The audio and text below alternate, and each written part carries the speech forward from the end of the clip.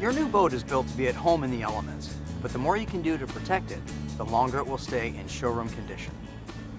Prolonged exposure to sun and rain is a sure way to age your boat before it's time. Even if under the cover of a boathouse or shed, sun, water, and critters can still take a toll. A well-fitted boat cover offers good protection if you must store your boat outdoors. As we mentioned earlier, the best way to store your boat is in an enclosed building or garage with the added protection of a boat cover. Lots of owners leave their boats for extended periods at the dock, ready to go at a moment's notice. If this is your situation, try to arrange for a lift that keeps the hull completely out of the water. Long-term storage of fiberglass boats in the water can result.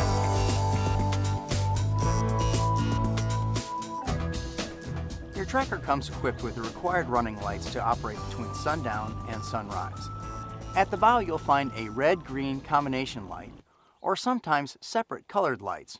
Red on the port or left side of the boat as you face forward, green on the starboard or right side. At the stern is a white light. All three of these lights must be turned on anytime you are underway between dusk and dawn, so that other boaters can see you and be aware of your course. Some bigger boats might have permanently mounted running lights.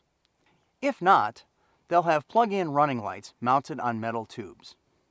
Open the cover, align the screw head on the tube with the slot in the light base, and push the tube until the light seats itself on the connections. Now secure the tube with the locking connector by turning it clockwise and down. Check the lights to make sure they operate. Push the running light switch to the nav position, which will turn on both bow and stern lights, as well as the instrument lights on the console. If lights are not working, do not operate your boat between sundown and sunrise until they are repaired.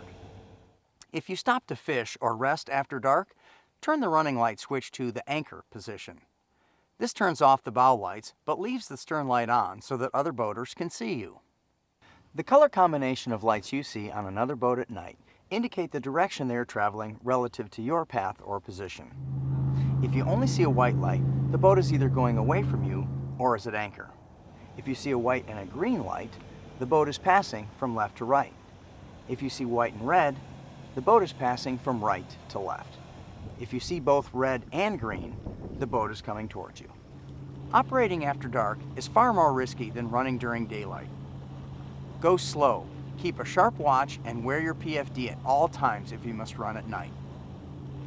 Make sure you have a powerful flashlight or spotlight to spot channel markers, debris, docks, etc. Most boats have an electric bilge pump activated by a bilge pump switch.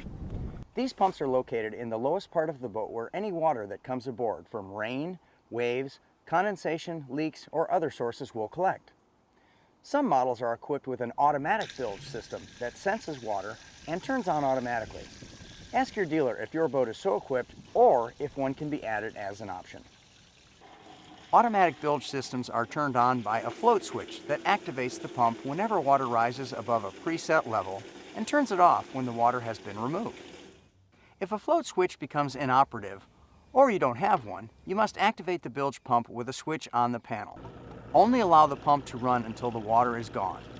If the pump runs dry, it's likely to burn out and require replacement. It's common for a few inches of water to be found in the bilge. This is normal on all boats and not cause for concern. Large amounts of water in the bilge, on the other hand, may indicate a serious leak or other problem. If you discover more than a few gallons of water in the bilge, turn on the bilge pump to remove it and head for shore to check out where it's coming from. An automatic bilge pump requires little attention from the operator, except that the pump screen and the area around the float switch must occasionally be cleaned to prevent debris from blocking their operation. Check its operation regularly, and particularly when leaving the boat in the water for extended periods. The float switch is wired directly to the battery, so it will turn on even if the main battery switch is turned off, but if left too long, the bilge pump will run the battery down. That can get ugly. Remember that the automatic bilge pump is not foolproof. A dead battery, a broken wire, or a clogged float switch can render the automatic pump inoperative. It's a nice system to have, but does not relieve you of the responsibility to keep the boat afloat. Leaving a boat in the water unattended, particularly for extended periods of time, is asking for trouble. Your boat may have come equipped with a bow-mounted trolling motor. If so, It has its own operator's manual, which you should read and understand before operating it. Trolling motor propellers can be dangerous. Since most are operated by either a connected foot switch or a wireless remote, they can be inadvertently turned on at the wrong time. It's a good idea to keep the switch off or the unit unplugged when not in use. The trolling motor is usually powered by its own deep cycle battery, or sometimes 2 or even 3. Isolating the trolling motor batteries protects the main batteries from being inadvertently discharged, leaving you and your crew stranded. But because these batteries are isolated from the main engine system and are not automatically recharged by the engine's electrical system, you'll need to recharge the trolling motor batteries using a portable or onboard charger at the end of the day. The onboard system is the simplest to use. Simply plug it into an outlet. Check with your tracker dealer or service center to acquire the system if you don't already have it installed. Hooking up jumper cables or a portable battery charger can create sparks and ignite explosive gases.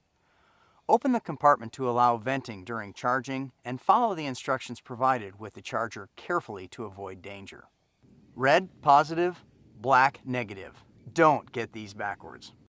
Crossing the positive terminal with any grounded metal will cause a short circuit and lots of sparks. Not a good scenario in a closed compartment where there might be residual gasoline or oil in the bilge. The live well, if you're so equipped, also runs off the main battery system. The outside water is drawn in via an electric pump, and excess water overflows through an overflow tube. If that tube becomes clogged with debris, you could be pumping water directly into the boat. Some systems have an additional pump to drain the well, so that needs to be checked too. In fact, all hoses and clamps to and from the live well system should be checked regularly and replaced or tightened if necessary. Excessive live well operation without either charging the batteries or running the boat to charge the batteries could leave you with plenty of fish but no way to get them home. As you may have surmised by now, the battery system is pretty important to the operation of your boat. At least twice a year, check the fluid level and clean the terminals if necessary. Distilled water is best for refill, but remember to not overfill. Leave a little space for heat expansion. Your steering system will either be a cable-driven mechanical system, or you might have hydraulic steering. Check for smooth and easy operation. Lubricate the cables monthly and check fittings for tightness on the mechanical system. With hydraulic steering, it's best to have the system serviced by your tracker service center twice a year, or anytime you notice steering becoming either spongy or erratic. There are refill kits available, but if you're losing hydraulic fluid, you should have a trained service tech check it out. Also, check the throttle shift lever for smoothness and lubricate the cable at least twice a year.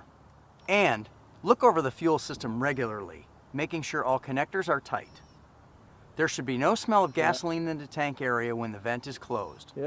Hoses that are cracked or flaking must be replaced.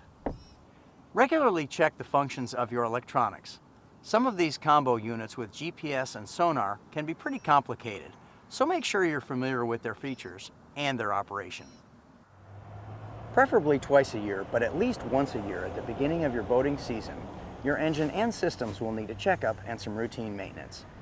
Follow the maintenance schedule that came in your owner's manual for items such as spark plugs, oil change and oil filter, fuel filter, impeller, lower unit oil, and overall lubrication. Failure to maintain your engine may cause a malfunction while you're far from the dock. Improper maintenance can also void your warranty, so don't overlook this important aspect of boat ownership. Result in gel coat blisters, peeling, or cracking, particularly in salt water or in polluted areas. Minor blistering and small cracks are normal and do not affect the integrity of your hull. But if you have extreme blistering or cracks, see your marine dealer.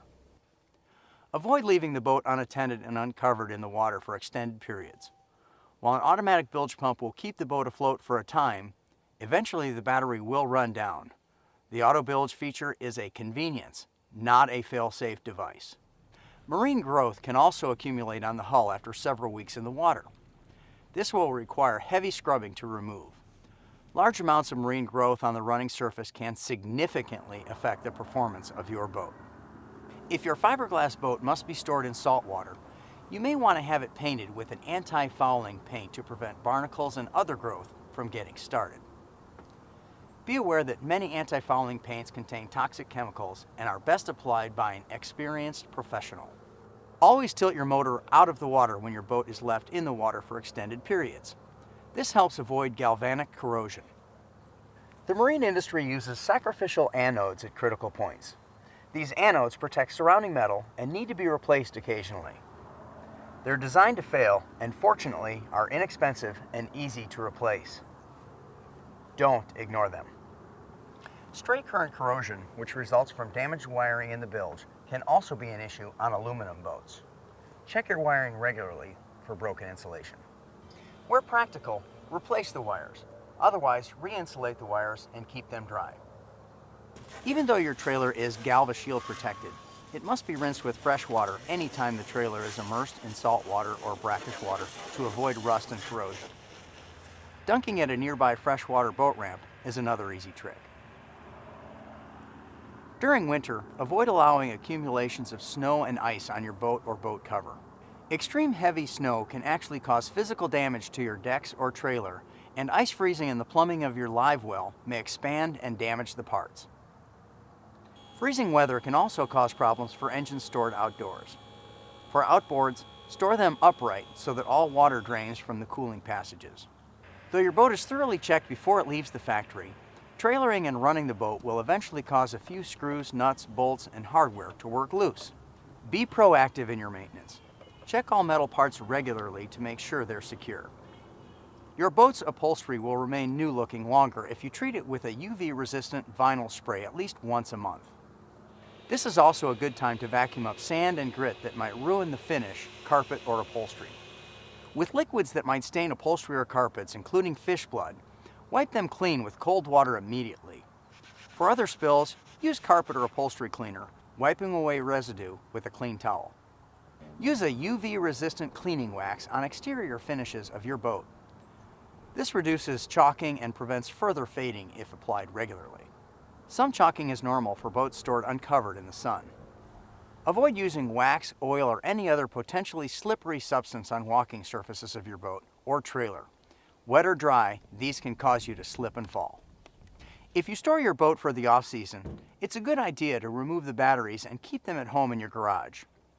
Recharge them monthly throughout the winter to keep them in top shape, ready to go to work for you in the spring. Long-term storage can also allow fuel in your tank to deteriorate. It's a good idea to add a fuel stabilizer to your tank, then top it off with fuel so there's minimal room for condensation over the extended storage period. If you have questions about other aspects of boat ownership or operation, don't hesitate to ask your dealer for help. And remember to keep your owner's manual handy. We've covered a lot of water here in a short period of time, but after you've been operating your nitro for a few weeks, everything in this video will become second nature to you. You'll find it's easy to be a safe, competent skipper, and with just a bit of care, your new boat will give you and your family incomparable quality time together.